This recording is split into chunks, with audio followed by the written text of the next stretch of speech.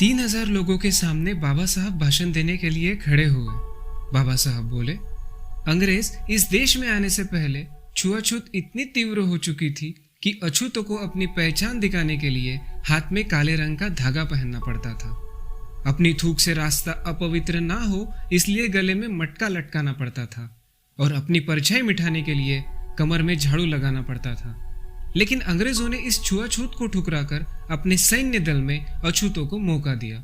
इस अवसर का फायदा उठाकर अछूतों ने अपने शौर्य को साबित किया। कुछ लोग कहते हैं कि अंग्रेजों ने इस 150 साल में सिर्फ अपने फायदे के ऊपर ही ध्यान दिया।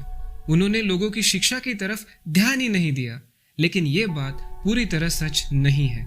कम से कम सैन्य विभाग के लिए ये बात साफ झूठी है।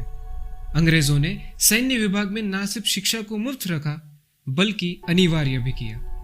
अगर बच्चे स्कूल ना जाए तो उनके माता पिता को दंड देना पड़ता था। सुनकर हैरानी होगी, लेकिन इसी वजह से इस क्षेत्र में 90% अछूत साक्षर थे। वो शिक्षा की तरफ इस कदर आकर्षित हुए थे कि वो अपने घरों में बड़ी बड़ी किताबों का संग्रह करने लगे थे। इसके सबूत के तौर पर आपको बताना चाहता हूँ कि ज्ञानेश्वर महाराज ने पंचीकरण नाम का ग्रंथ लिखा था। ये काफी कम लोगों को पता है, लेकिन वो ग्रंथ मैंने मेरे अछूत दोस्त के घर देखा था। लेकिन अछूतों की ये स्थिति ज्यादा दिन तक नहीं रह सकी। उसके पीछे कारण था 1857 का वो विद्रोह। शिक्षित व्यक्ति विद्रोह करता है, ये बात अंग्रेजों को समझ आई थी।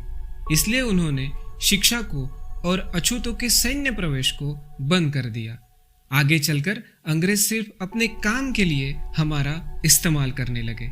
1927 के दूसरे महायुद्ध में भी उन्हें हमारी याद आई, लेकिन फिर से हमें निकाल दिया। आखिर कब तक हम अपना इस्तेमाल होने देंगे? हमें हमारे बच्चों को पढ़ाना होगा, उन्हें कलेक्टर मैजिस्ट्रेट बनाना होगा और सीने में लगी इस आग को हमें फैलाना होगा।